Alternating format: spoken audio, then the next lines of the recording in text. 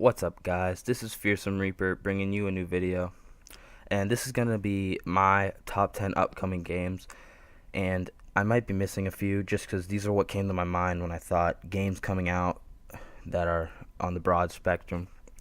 Um, there's no order in particular, I just threw them on that they came to my mind. So, number one, I have Rainbow Six Siege, and it got announced, I want to say, the last day at E3, and I watched the gameplay footage of it, and it looks really fun. Like, I always thought Battlefield was a good strategy-based game. Like, if you wanted to have fun, you needed to get a group of people, go on, strategize, and play together.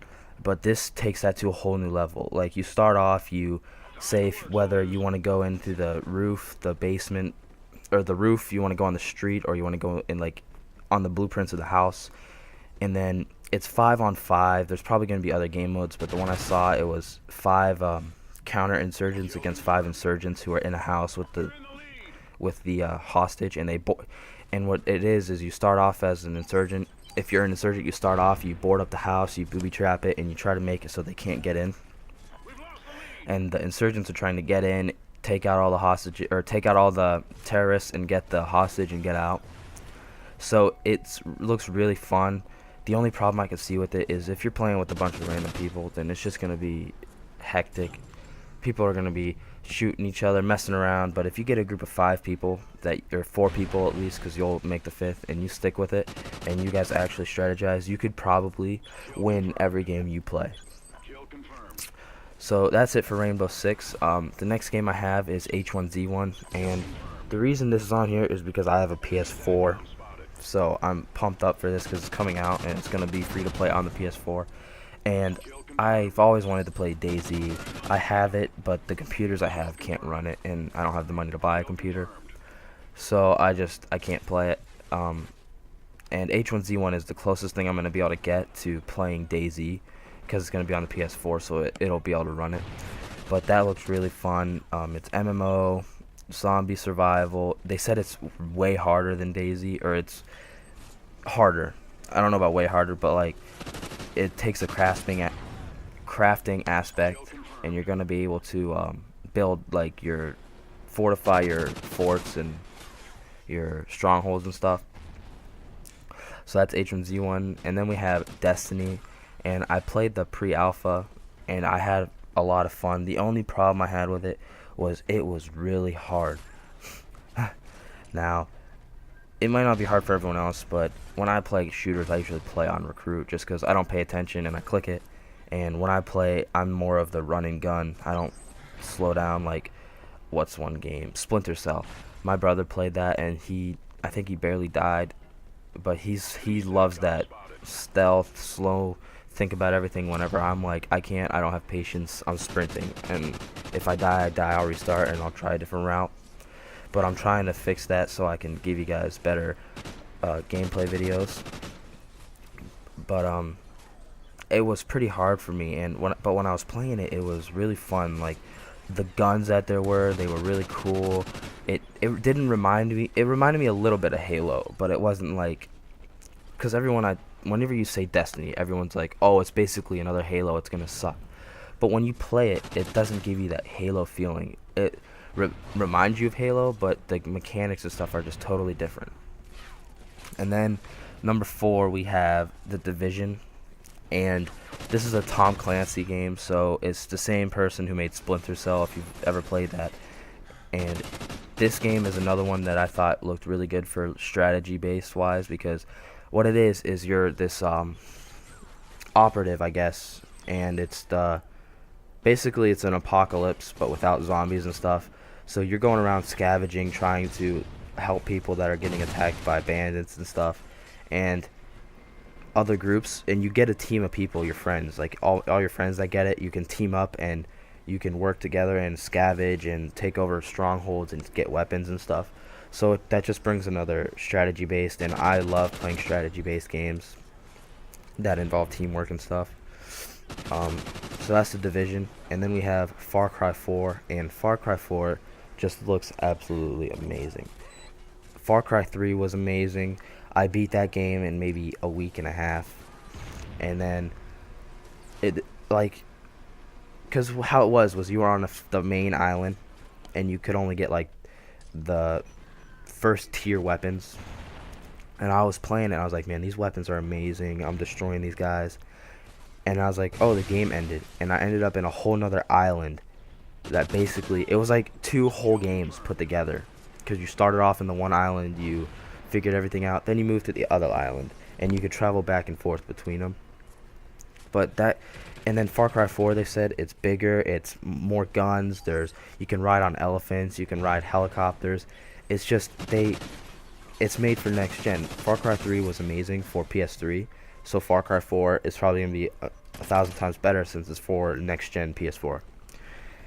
And then at number 6 we have Battlefield Hardline.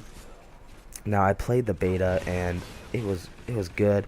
The only thing I didn't like with it was if you go from playing Battlefield 4 to Battlefield Hardline, Hardline kind of has this animated, cartoonish feeling to it. It's like the graphics aren't yet at the point they should be. Almost like the people when they're running, they look like they're little cartoon characters, kind of just sprinting through the map. And I'm really hoping, since it's only a beta, that they're gonna make the graphics just like Battlefield 4. But if they don't, then they don't. I'm still gonna buy it because I'm a huge Battlefield fan. But let's hope they do. And then number 7, we have Homefront: The Revolution. And I watched the E3 gameplay on this, and this game looked a lot of like a lot of fun. Now the other Homefront was alright. The multiplayer was like the big key factor because the single player, it was just so fast. It was over so quick. It got to the point like I think I might have beat it in 2 days just because it was so easy and so quick. But this one looks totally different. This one they use the Crisis engine. They're using the Cry engine. So like I saw the one point where he was holding his assault rifle and he clicked a button and he like put his assault rifle to the side and it said like red dot sight and attachments and stuff like that, and you could put them on. And so it was almost like you didn't have to go to another menu just to customize it. It would customize right in your hand, so you could actually get a feeling for it. And you could pick up mods, like he picked up an LMG mod, and he had his assault rifle, and when he clicked on it, it pulled off the assault rifle body part, and it kept the stock, and then he clipped on an LMG part. And it just looks really fun. It's mostly customizable guns. It's fit for you. Like most games, you get stuck with a weapon, you have to play with it. And in this, you customize your weapon to fit you. Like Borderlands, I love that game. That might be my all-time favorite game, just because there were so many weapons that this weapon might be really good, but you don't like it, and there's a weapon that's just a little bit worse, but you play with it better. So you use that weapon and you play better with it. And so at number 8, we have The Order 1883, and I haven't really heard much about this game. I don't know about getting it, but it looks fun.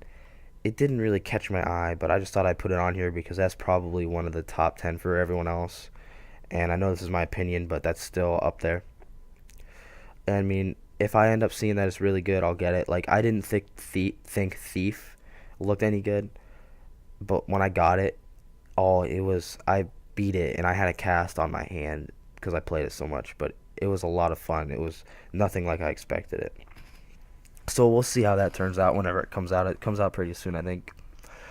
And then we have Assassin's Creed Unity, and let's see. I played a little bit of Assassin's Creed. I beat Assassin's Creed 2. I beat Brotherhood. I never played Revelations. I beat 3, and I beat Black Flag. And they say that Unity is going to be way better. I mean, Black Flag was for next gen, but it wasn't meant for next gen. They just kind of produced it over. Unity is actually designed for PS4, so it's going to look way better. It's going to be way nicer.